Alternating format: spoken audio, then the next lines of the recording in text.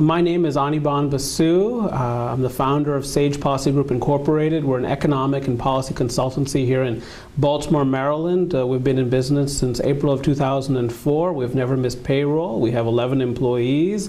We do business in 31 states and in 5 countries, and we're just delighted to have been partnering with UMBC to write this report. We learned that despite some very broad macroeconomic challenges in recent years, bwtech's economic impact on this region has increased tremendously. In terms of employment supported, that's up by more than 40% over the past 8 years. In terms of business sales supported, that's up by more than 60% over the past 8 years. In terms of income supported, the incomes associated with those jobs, that's also up more than 60% over the past 8 years.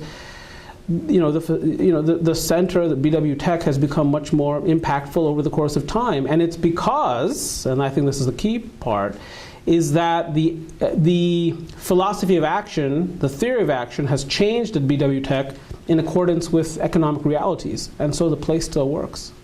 This is thoughtful incubation. Notice that many business and technology incubators fail.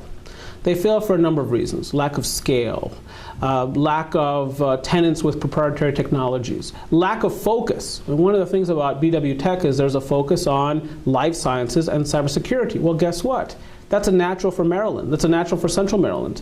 We are the only state to be home to NIH, FDA, and the NSA. And as a result, it makes sense to focus on commercializing technologies that come out of those and other major institutions in Maryland. Incubation actually has become a more competitive field in recent years. Why is that? Because almost every community is striving to attract entrepreneurs.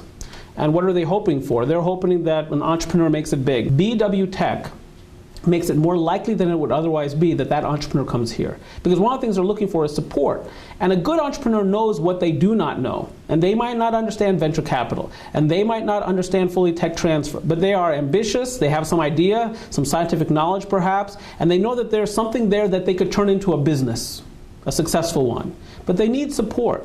And bwtech, I think, because of its thoughtful brand of support and incubation, is a kind of place that serves as a magnet for entrepreneurs, and we need more of them in Maryland.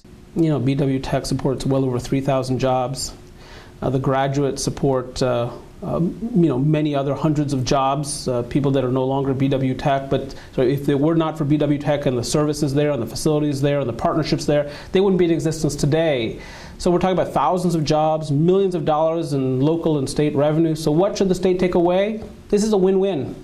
And we're always searching for win-wins. This is a win-win. It's good for the university, it's good for the faculty, it's good for the students, it's good for the companies at bwtech, it's good for the state's coffers, it's good for job seekers, it's good for everybody. And ultimately it gets Maryland to where it needs to be economically, which is a more diversified economy in which it's not just about federal agency employment or federal government contracting, it's about innovation and commercialization and monetization and exporting and so on. And so bwtech is very much a part and parcel of what Maryland needs to be going forward, if it's to have a stable tax base and to have lower unemployment than it does currently and lower unemployment than the nation, which it cannot boast presently.